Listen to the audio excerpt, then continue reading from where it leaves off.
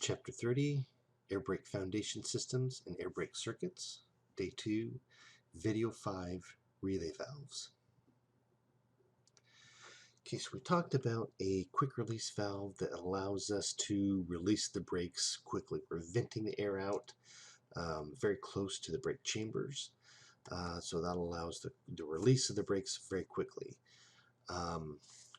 We still use that system now in our secondary side, because the runs of the brake line is shorter because the front axle is close to the operator's compartment where the brake chamber, where the brake actuation valve or the treadle valve is at, and so it's got a short amount of hose to go through, and then two brake chambers to fill, as opposed to on the secondary side, further away from the cab, up at the rear of the tractor, and then it's got 4 brake chambers to fill. All right, so a lot of times we still use a quick release on the secondary brakes, and then use a relay valve. We'll use that on the primary side.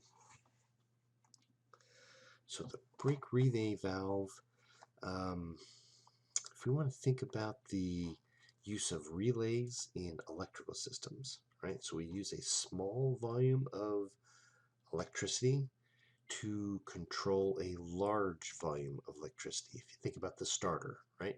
We're sending a small gauge wire that goes through the key switch out to the starter relay, that it closes some contacts that allows a large volume of voltage and amperage to flow through that relay and actuate the starter, right?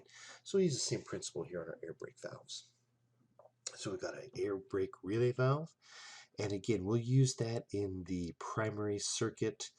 Again, we've got 4 brake chambers to fill. If we sent all that air through the treadle valve, we'd have to increase the size of that, the hoses going from the relay valve, from the treadle valve out to the brake chambers to try and fill that quickly. Well, those lines are empty when they're not in use because they've been open to the exhaust. We close that. Now we got to fill those lines and then fill the brake chambers.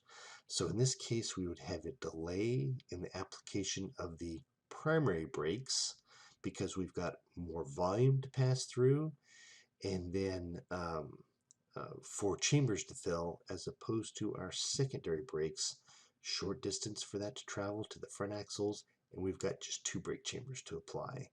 So we would have unbalanced braking. So we'll use the principles of a relay to actuate our primary brakes. So now that signal that we are sending from the treadle valve, we can use a small line, easy to fill, quick to fill.